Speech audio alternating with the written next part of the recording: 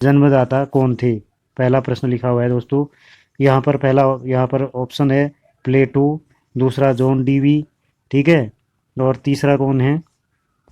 प्लेटो, John Dewey, Rousseau और Russell. तो यहाँ पर जो राइट आंसर है दोस्तों वो बी है, John Dewey. Option B is correct. John Dewey जो है प्रयोजनवाद के जन्मदाता थे, ठीक है। और दूसरा प्रश्न है, प्रयोजनवाद का जन्म है मतलब कहाँ इसकी उत्पत्ति किस देश में हुई?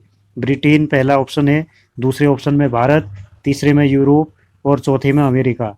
तो ऑप्शन डी इज करेक्ट। तो अमेरिका में प्रयोजनवाद की उत्पत्ति हुई दोस्तों। अगला प्रश्न है, ये प्रश्न नंबर दूसरा था। अब तीसरा क्वेश्चन है, देखिए, प्रयोजनवाद के अनुसार अनुशासन होना चाहिए। पहला क्या है? दमनात्मक। और दूसरा क्या है? प्रभावात्मक, ठीक है। तीसरा हस्तक्षेप मतलब निरहस्तक्षेप। चौथा स्व अनुशासन। तो यहाँ पर ऑप्शन डी करेक्ट है, स्व अनुशासन होना चाहिए, ठीक है। प्रयोजनवाद के अनुसार अनुशासन कैसा होना चाहिए? स्व अनुशासन होना चाहिए दोस्तों, ठीक है। तो यहाँ पर पहला ऑप्शन क्या था? दमनात्मक। और दूसरा था प्रभावात्मक। तीसरा निर्हस्त क्या लिखा है? हस्तक्षेप उल्टा लिखा है, लिखने में गड़बड़ हुई है दोस्तों।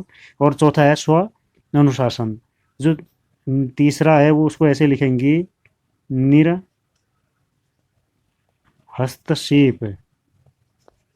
ठीक है, निरहस्तक्षेप।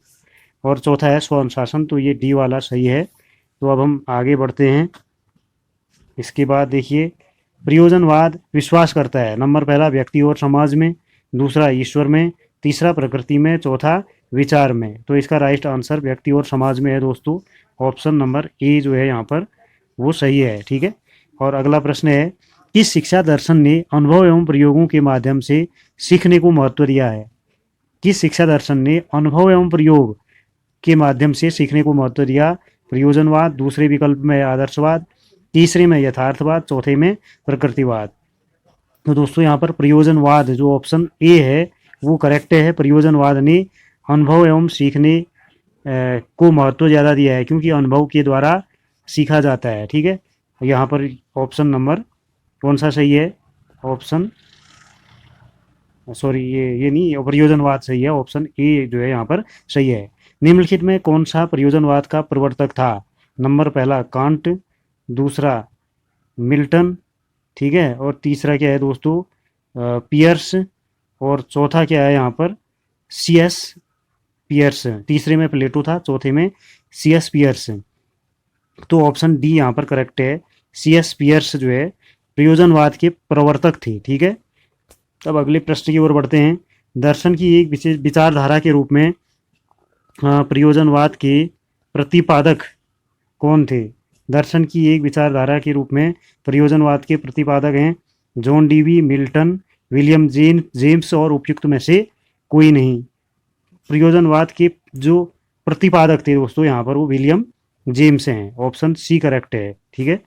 कौन सा है? ऑप्शन सी यहाँ पर करेक्ट है, विलियम जेम्स है। प्रयोजनवादी शिक्षा दर्शन के अनुसार शिक्षा के उद्देश्य के विषय में निम्नलिखित में से कौन सा कथन उपयुक्त है? पहला, शिक्षा के कोई महत्वपूर्ण निश्चित उद्देश्य नहीं है। दूसरा, शिक्षा की किसी स्थायी उद्देश्य को निर्धारित नहीं किया जा सकता। तीसरा, समय और परिस्थिति के अनुसार शिक्षा के उद्देश्य बदलते रहते हैं। चौथा, उपर्युक्त सभी कथन सही हैं। तो ऑप्शन डी यहाँ पर जो है करेक्ट है दोस्तों। विकल्प डी क्या है? सही है, क्योंकि शिक्षा का कोई महत्वपूर्ण या निश्चित उद्देश्य नहीं है, ये भी ठीक है। शिक्षा का किसी उद्देश्य को निर्धारित नहीं किया जा सकता है, मतलब फिक्स नहीं किया जा सकता है, क्योंकि उस उद्देश्य देशकाल, वातावरण और परिस्थिति के अनुसार बदलते रहते हैं। तीसरा वह है कि यहाँ पर समय और परिस्थिति के अनुसार शिक्षा के उद्देश्य बदलते हैं। तो ये चारों मतलब तीनों विकल्प सही हैं। Option D is correct.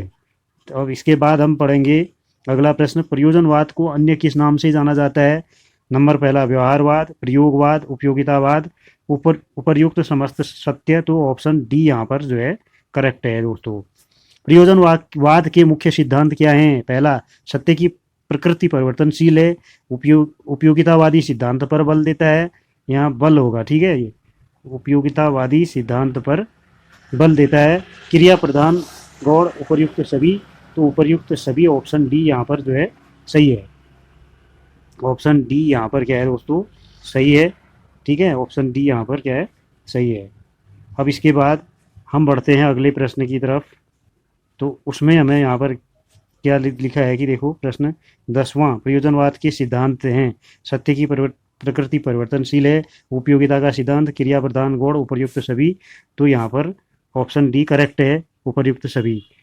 फिर अगला प्रश्न है दोस्तों यहाँ पर लास्ट वाला, प्रयोजनवाद के प्रवर्तक के रूप में कौन कौन से हैं। ठीक है, पहला वाला क्या है, मानवतावादी, दूसरा प्रयोगात्मक, तीसरा जीवशास्त्री, चौथा उपर्युक्त सभी।